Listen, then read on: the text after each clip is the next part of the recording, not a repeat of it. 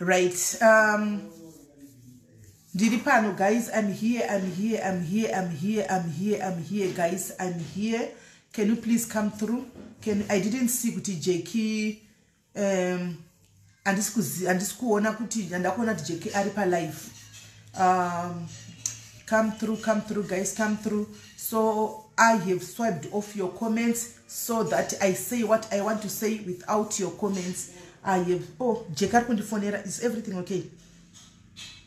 Hello, Jackie. Hello, sister. Yes.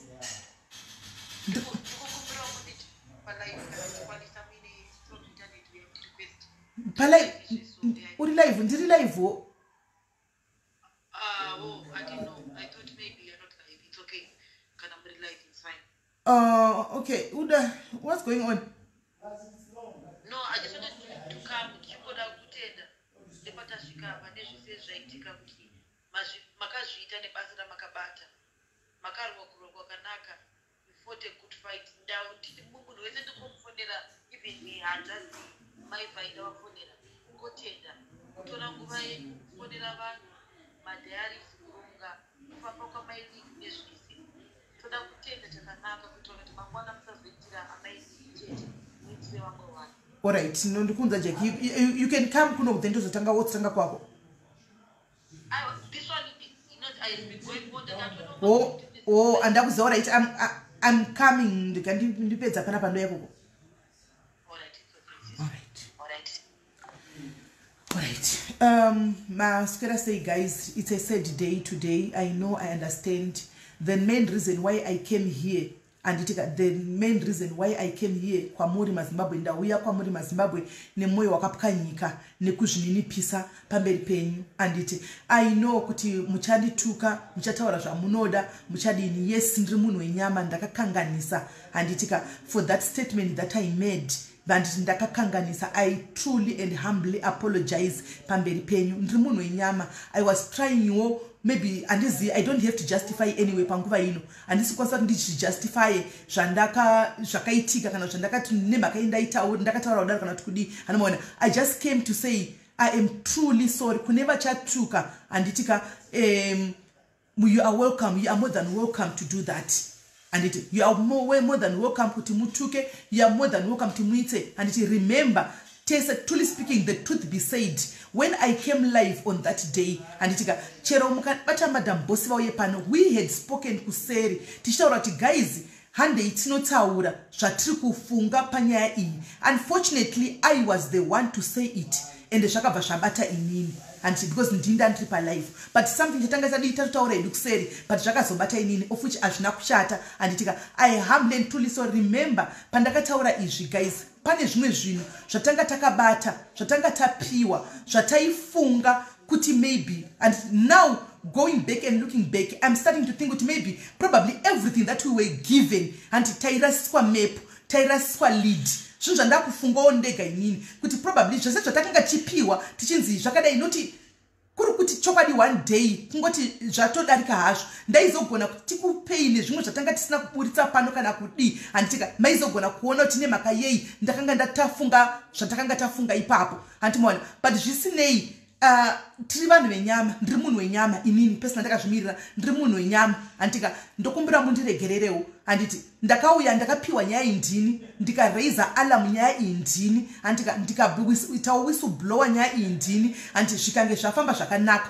ndakazokundikana pastatement iroro randakazotaura rekuti inini hangu maonero angu ndiri kufunga kuti headmaster ava vana chavakaita handina kuziva kuti zvinhu zvaiitika zvese pamwe pane zvakanga zvichiitika handimaona nyaya iyi yakanga yapiwa inini yauya maoko mangu handiti so kune vese vari kutuka aiwa ndiri kukupai green light ndekuti mutuke because truly speaking ndabatikana ndarwadziwa part of me mozati kana uri mai uri mubereki part of me still wants to believe kuti no man mwana uyu ariko handimaona truly speaking part of me munozviita guys kuti ukanzwa ukunzi rufu hachisi chinhu chidiki guys chekutamba nacho part of me still wants to believe kuti maybe mwana uyu ariko handimaona but part of me zve pobudawo mafindings akadai handiti maona saka you end up being confused handina kuita basa iri handina kudzidzira basa iri ndingoriwo socialite kuti nyaya dzikauya ndinongouya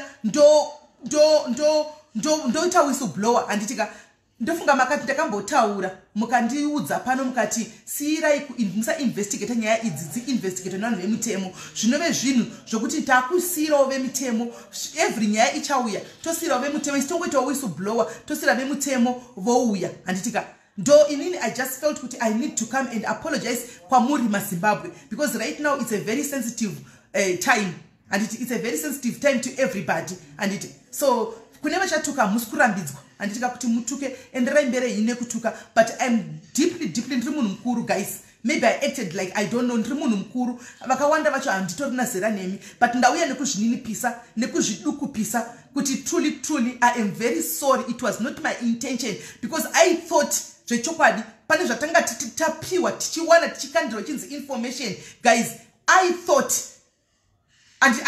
kuti zvechokwadi pane something handizvo zvakaitika pane zvimwe zvinhu zvakaitika handiti so ndo zvanangoti ndiye nditaure hangu maZimbabweans kuzondituka andikana kusandituka handizivi everything kubva kuma-SMS ma-voices everything takapiwa zvinhu zvakawanikwa even voice noma-SMS waya inini I got them mufoni yemwana handimaona vamwe vakamawanawo akasiyana nendakanga ndawana mamwe akafanana handimaona tikangofunga kuti zvinhu zviri kubuda probably it was planted handimaona zvanga zvakaplantwa probably kuti zvirasise isusu vacho vaita noise handimaona ende zvechokwadi it worked so ndaikumbirawo maZimbabwe nemweya wamwari kuti please mundiregererewo andika ndiregererewo ndiri munhu wenyama ndinotadza nemiwo munotadza ini ndinotadza ndinototora blame because ndiri papublic I'm a public figure saka ndinototora blame anditi imiwo munotadza ndirovererenyi pachipiyaniso zvakanaka chose hazvina kuipa but ndakumbira ruregerero nemweya ndotongotangana namasa nezvazvo kuti mwari ndibatsirei let me gather the strength and the courage because haisi nyore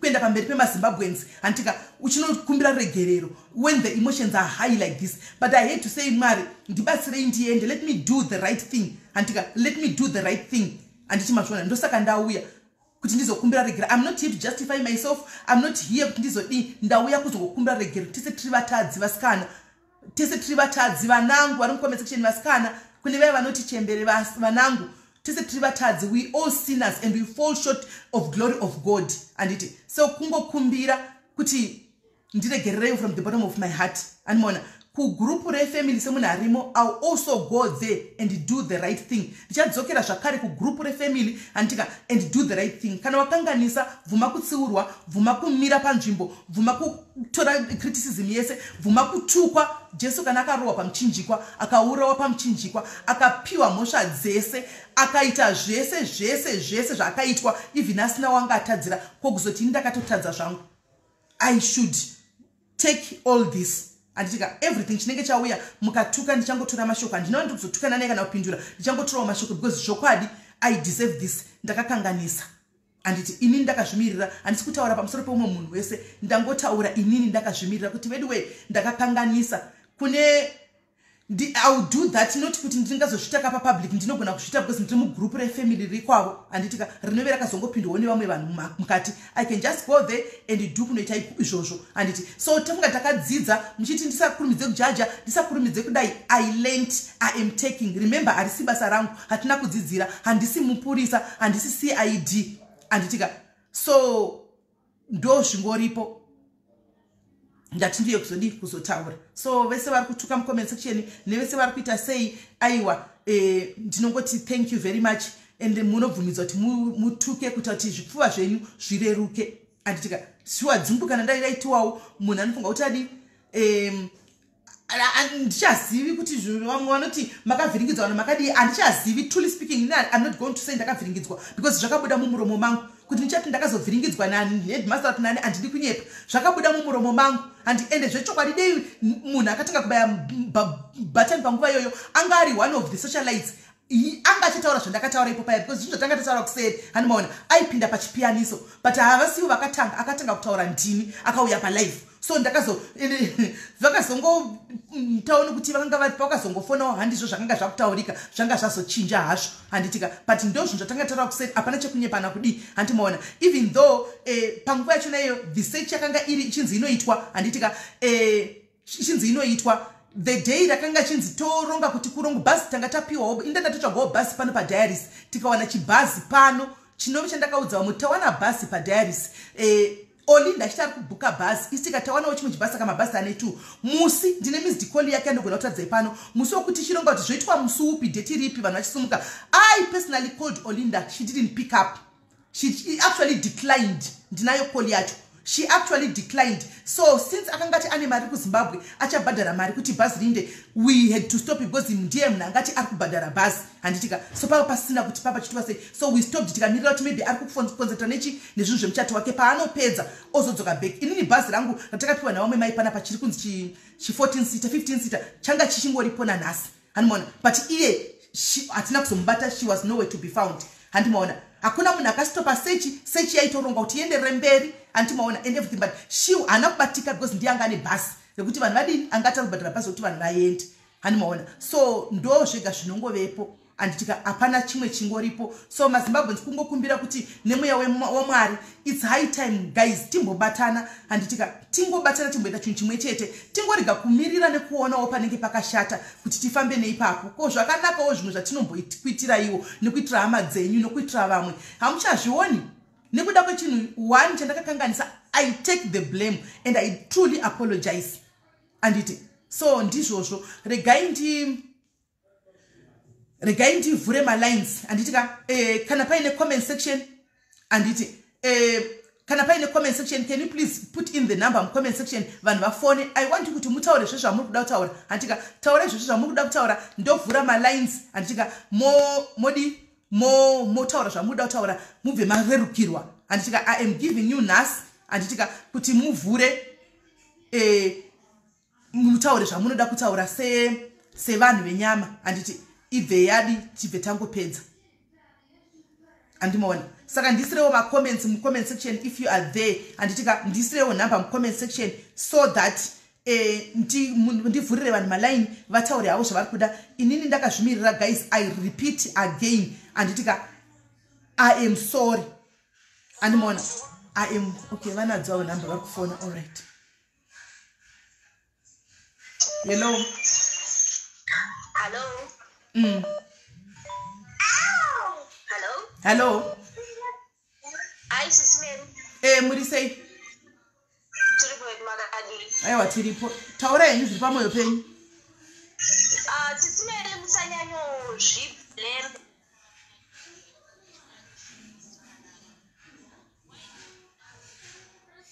Hatisi kukunzwa, mira kola. Taura etakunzwa.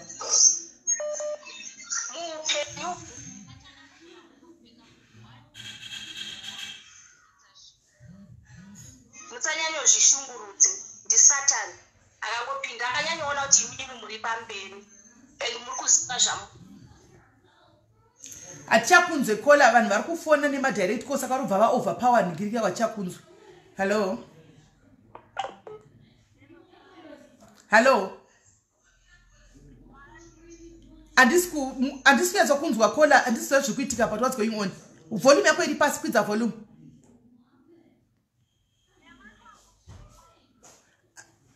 Nei muri kumunzwawo here guys, andisi kumunzwa. Andisi kunzwa kola.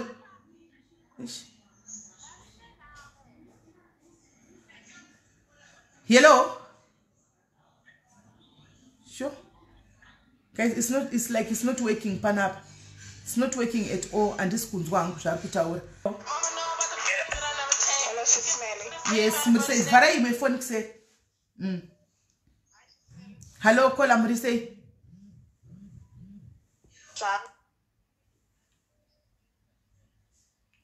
Thank you so much.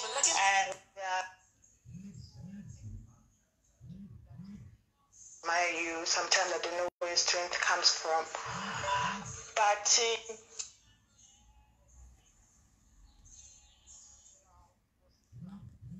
my sister, we are not winning. We can't hear you. We are not winning. Children are right or wrong. Just learn, be sensitive.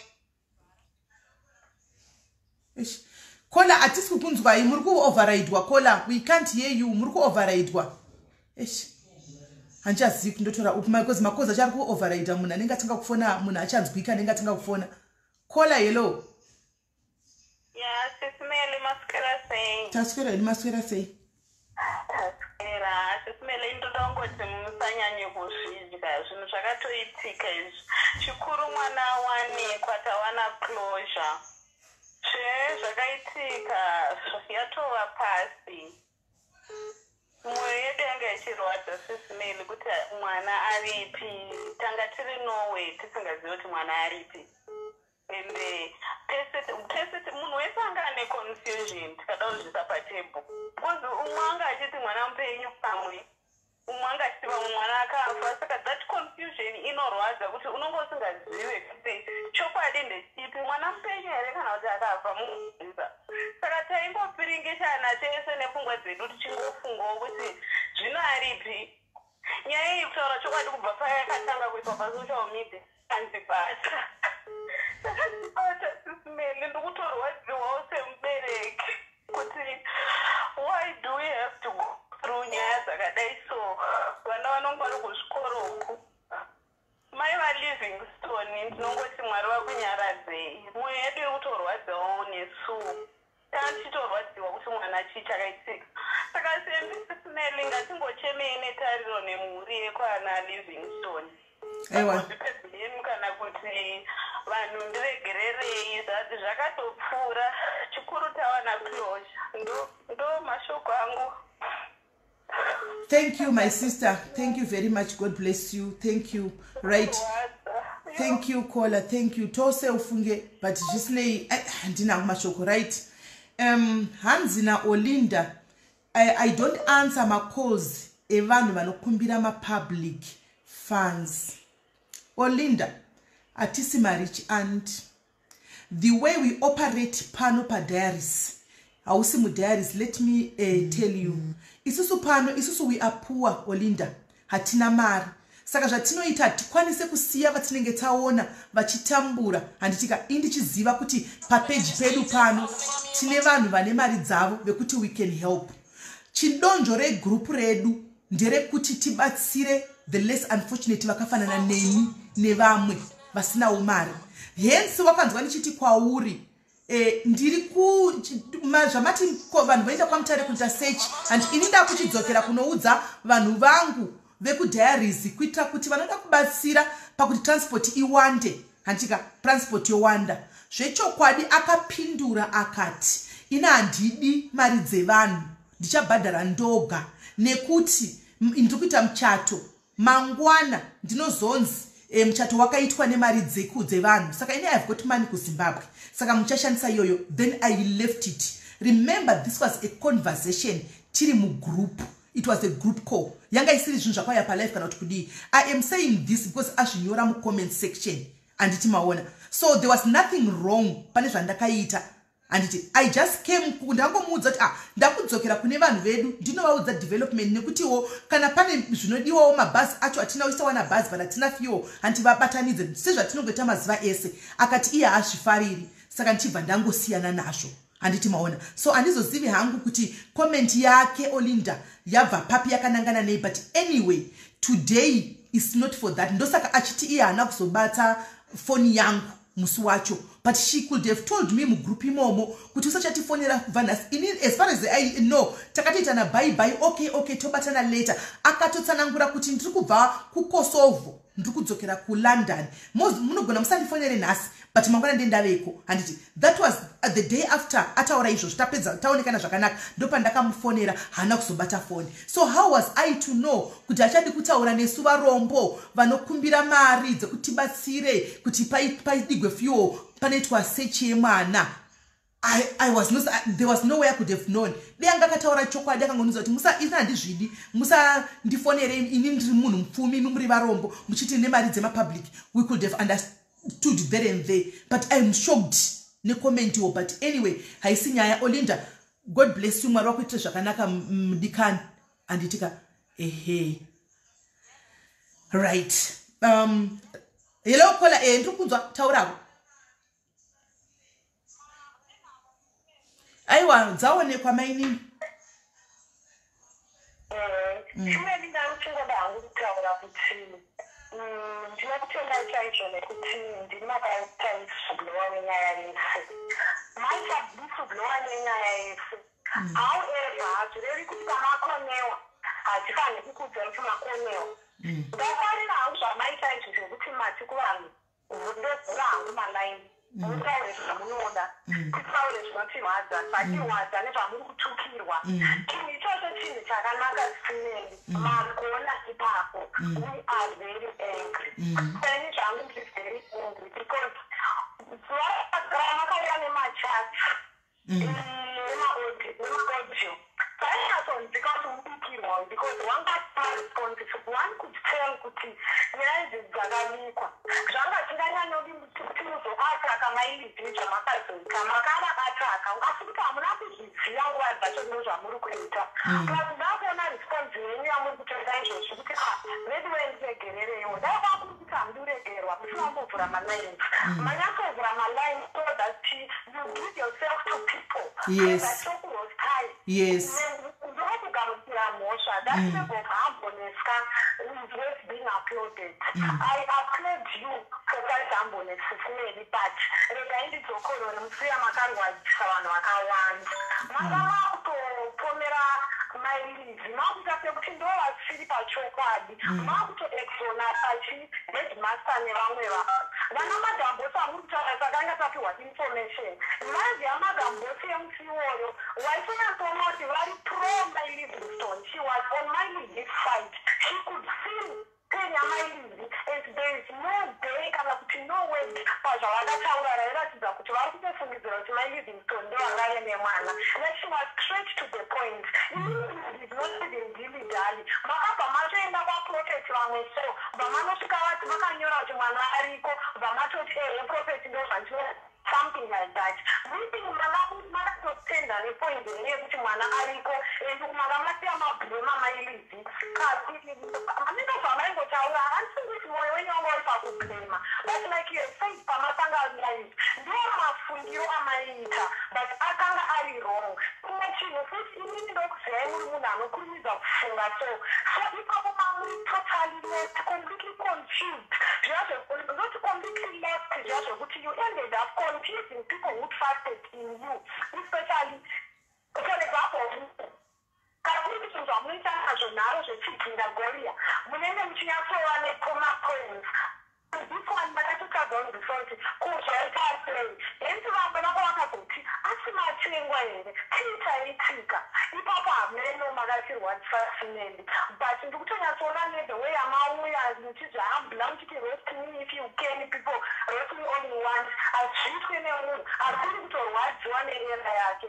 Saka please to people who are listening to me, forgive this woman, forgive Sisinende. Vanyatsozvihambula vasinende. Ini ndakada kuti vatsaumira ndandiripo vamaembrisesi but zvavataura nekungoti tichiponerai muchibudisa zvepamwoyo penyu aichingika tingativaregerere mukonewa. But listen to you Sisinende, next time nyaya dzakadai dziri sensitive dzinoda kuinvestigatwa itai tedi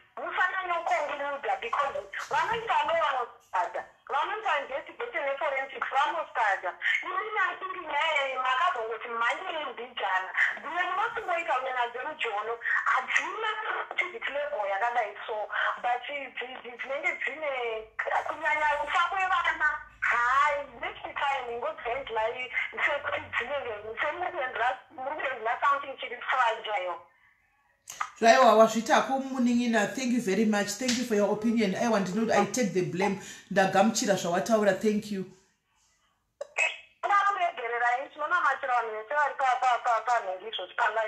Ewa pakanaka kola. Thank you very much. Amen.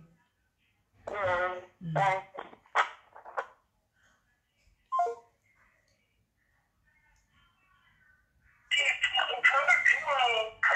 Kola. All right. No, ndikuda kuti vanhu vabvise zviri pamoyo pavo guys. This is the only way regaiti vanhu vataure zvauda kutaura tipedze nyaya yacho. Hello Kola. Hello sister Mbakadi. Ndiripo makadii.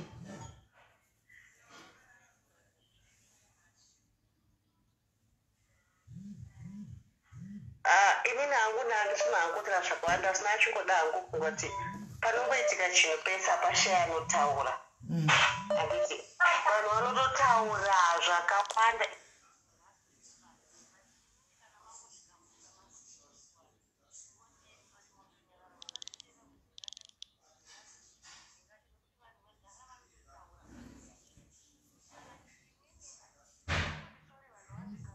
Sorry, zvatopera sister.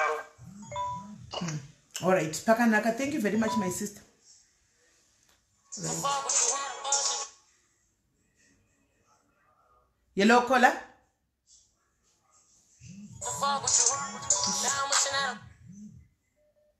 Hello Kola. Hello Kola. Yeah, Masquera say. Hi. Masquera say. Inini firstly, anokuti vanhu tese tinoona zvakasiyana munhu aisa nemafungiro ake nemaitiro ake. But really and truly, hamina kuti vari kuona kuti makakanganisa vari kuonawo nesaidi ravo. But honestly speaking, hapana muri. I don't remember or recall notes any pamarecording yese muchitaura kuti izvo maivhiyo vanhu vangu vari kufungidzira zvimwe zvisirizvo, but at the end of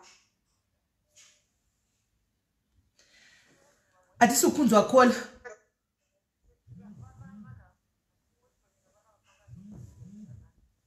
siyana kuti nyika igare ike zvakanaka instead ekuti tibatane ticheme mwana zvanzi bhodhi yawanikwa but haisati yaconfirm ngatimboibatanai zvinyatsokonfirmika zvakanaka naka and then we move softly izvozvo kuti yeye uyazoti and then again the next thing is Olinda. I remember tichiona nai vachiti tikutumidzira 1,000 yebhasi chichi at the end of the day kana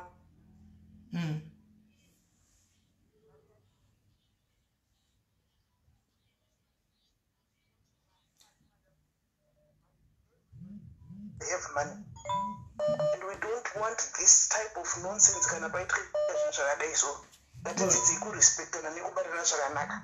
All right. Thank you my sister. Thank you my sister. Apana zvikutombotika poza pacha tokunzwa. Anyway, I think I'm receiving so many manikikira ari kuti ngatichivharai live zvakwana. You've apologized zvakwana.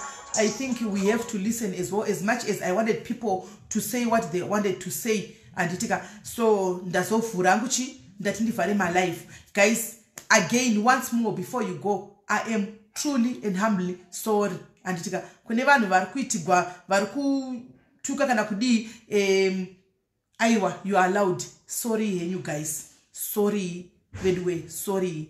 So pana Olinda aiwa regai vanhu vambopedza kuchema mwana tichazodzokodzana rich auntie imbovasiyai vaite life yavari kuita tichazovadzokera kana tapedza kuchema mwana paiko zvino haisi nguva yemafights.